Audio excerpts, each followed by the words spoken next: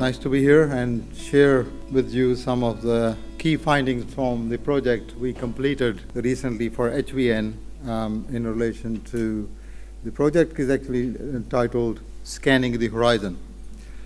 What it involved was, it was about a 9-month project, so we undertook to look at 3 areas, like scanning the horizon, so scanning the food regulation landscape, intellectual property landscape, and industry intelligence in relation to the HVN health platform. So that's in relation to immune, gut health, and the metabolic health. And out of this came many reports and presentations and other activities that were transferred to the industry panel members as well as to the health platform leaders. So I'll just briefly take you through the kind of activity that were undertaken in this program. You might find this interesting. These reports, I think, will be available to the industry at a later date, and Joanne can talk about that a bit later at the end of the presentation. So in the regulatory work stream, so we were interested to look at, actually to develop a roadmap of the regulatory environment and the other related topics that are relevant to HVN platform programs, and present them in a kind of friendly, user-friendly format. This is in relation to the HVN platform KPIs that requires regulator-approved evidence dossiers to be submitted to FSANs to show health benefits by 2018. So in terms of deliverables, we were looking to deliver regulatory roadmaps that provided clarity around the requirements and processes that are required to deliver on the KPI, provide some toolboxes that can assist the programs through to the regulatory requirements, specific case studies where things have worked, where things didn't work, and also other specific topic reports that were considered to be important for the platforms. So we looked at 17 jurisdictions in this developing this roadmap. And these we looked at developing the key requirements for health claims, which are required across these 17 jurisdictions, provided an overview of procedures that are required to make health claims, and it provides a link to relevant legislation and guidance documents in each. So there's a lot of information. It was mainly about gathering kind of information that would be useful to the industry as well as in designing the health research programs. And this also, we have copies of key documents that are required for filing claims, preparing applications, and also the roadmap complements the MPI global regulatory environment for health claims. This is just an example of the roadmap. South Korea, I can't go into the details, you probably can't see it, but basically what it does is, so we have information on the actual regulation in that country, in this case South Korea, and the guidance documents you may require to be consult if you're filing a claim there, and our comments and useful other information that need to be considered in order to file a successful claim. And the case studies, there are 6 set of case studies that were prepared. Again, as I mentioned, they provide examples of what needs to be done in order to have a successful claim, and some examples of unsuccessful claims as well. So these studies actually highlight overall the level of research that's sitting behind each of these applications, and what's required in terms of human health, human studies, animal studies, in vitro work, mechanisms, IP background, and so on. And also the timeline, it gives us some guidelines on timelines required to prepare for health claim applications. These are the examples of those case studies. These are 6 case studies I mentioned, so they are available through the reports. It's quite interesting to see that these claims across various jurisdictions actually have quite a consistent consistency of information. So same kind of information required no matter where you going to lodge the claim. So we require to have a very well characterized material and delivery methods, safety, dose, certain mechanisms at least, and well designed human studies to demonstrate health bonuses. But the processes, even though the consistency of information there, but the processes required can vary quite a lot from region to region. Even though recently, in the last 5-6 years, there's been some change, they are coming closer in a sense that these changes are being more aligned with one another. This is an example of selected topics that may be useful. Again, it's another report from the platform. It defines the critical aspects of what's required for a health claim in terms of how to design a clinical trial, publication required, links to various documents and guidelines. It got a specific overview and review of requirements for China and the new health claim legislation in Japan that came into effect in 2015. In scanning the horizon, the part 2 industry intelligence work stream, we were mainly interested in looking at monitoring emerging and growth trends in the different markets. So this was achieved through several means, mainly by monitoring databases, literature, social media, things like GNDP reports, Mintel, and many other reports.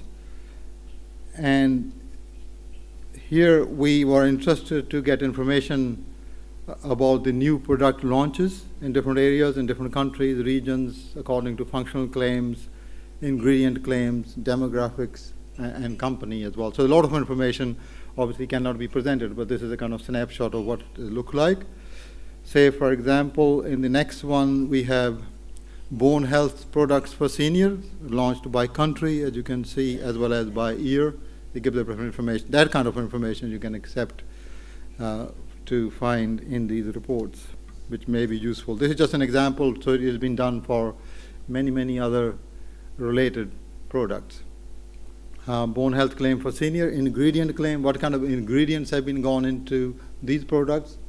Obviously, vitamin D and calcium is key for health claims in the bone health area, as you can see from these reports. They've been most popular, I should say. And this is the actual food format.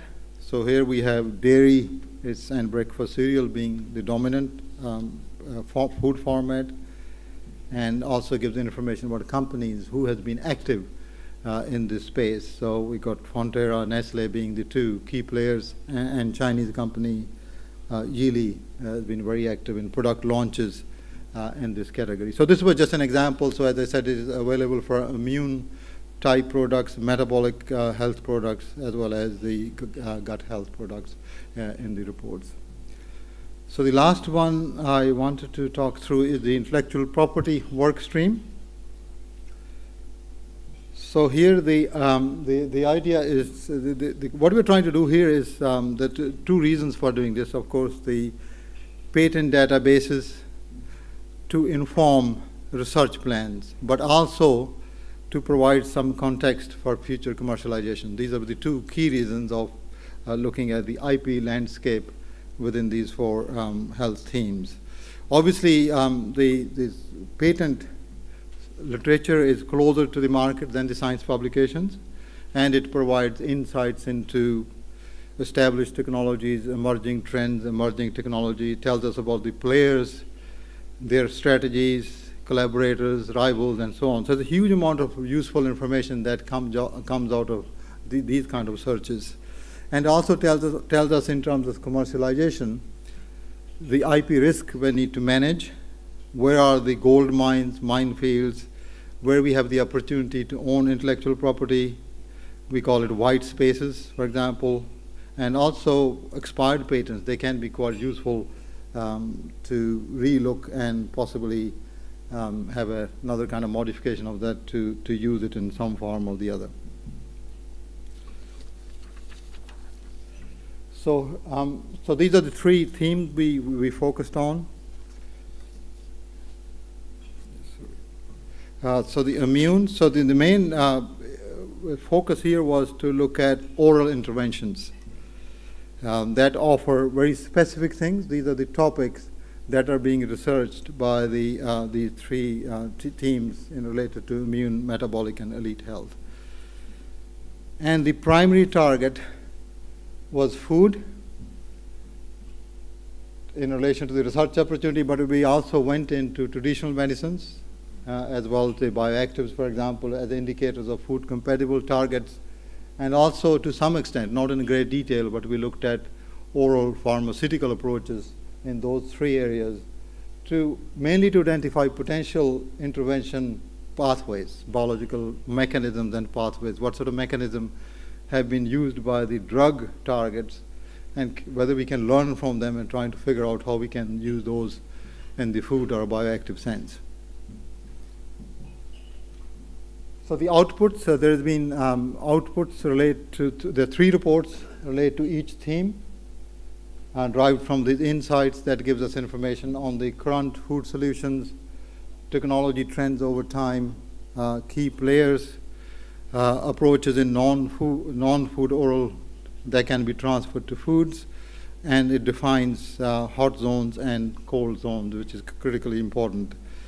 And it's quite complicated. The reports are 100-page each on these three platforms, and it goes into the proximity maps, text, heat mapping. Don't ask me too many questions on those. I had to call the expert to explain to you in detail, but it's been a very, very detailed, thorough analysis mainly done through Alan Main, who has been the IP expert helping us to develop this. So this is just one example, show you the proximity maps. What we see here is the different dots. It's like a map which represent a single patent family. The distance between two dots indicate the similarity in context. And then he uses different keywords, for example, respiratory, food and beverage, and nutrition, the keywords provided by the theme leaders. And then we plot this contour type island diagram, which shows where we have a real patent density and where there's relatively vacant spaces. So it's kind of supposed to go like the blue is the ocean, and then you got green pastures, then you got the brown kind of mountains, and then the white part is snow. So the snow area, of course, at the peak is heavily populated. So by looking at this, you can tell, this is just one example, that the patent density around asthma, allergy, and respiratory is very, very dense. But there are relatively vacant spaces around pro-immune nutrition and bioactive supporting immunity. So there's a kind of landscape guidance towards where we could focus in the future. Similarly, the other type of analysis which has been done as well, they call text. One of the examples is text heat mapping. This adds further dimension to the proximity map by creating these bubble type diagrams. Here, the size of the bubble correlates to the frequency of the patent terms in terms of it could be traditional medicines, could be respiratory, could be obesity or something. So it kind of connects with that. So basically it shows the, again, high intensity areas with the size of bubbles. For example, obesity, this is the map for obesity. So that shows that it's a very strong target for food and beverage. If you look at the big bubble around this side, as much of the patent activity in relation to obesity is connected with food and beverage solutions. A little bit less on the pharma, but relatively little in the traditional and alternative medicines. So this kind of information, I think, is really critical in designing.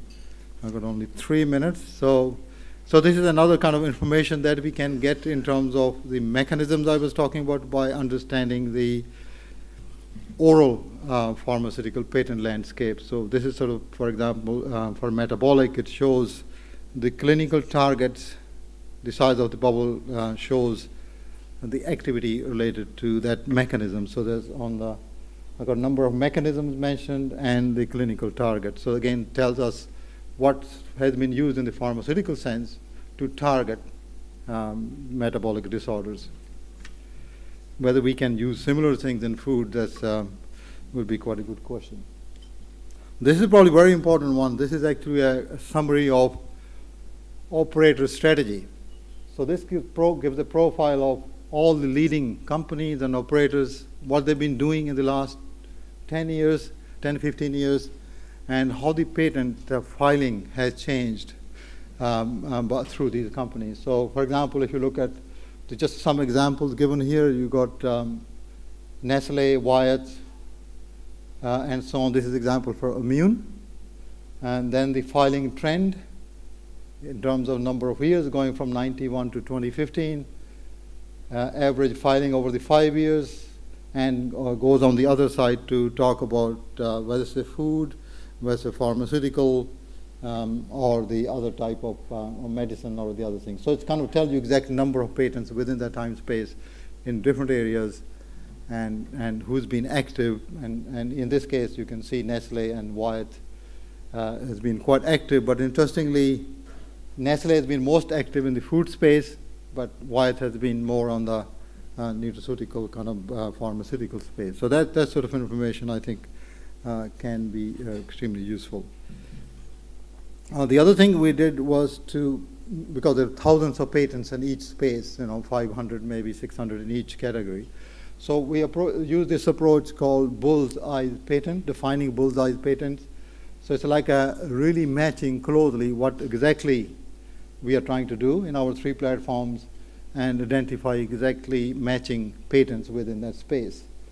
And then we are able to get a kind of detailed information on this highly, highly relevant patent landscape through this methodology. For example, this is an overview of the obesity and metabolic disorder landscape. So we start with 5, primary pool will be like 526 patents over that time period. When we use this bullseye patent approach, we identify 46, and then out of that, 39 relate to food and supplements, and the rest are the other kind of more are the actual tools for developing technologies for developing.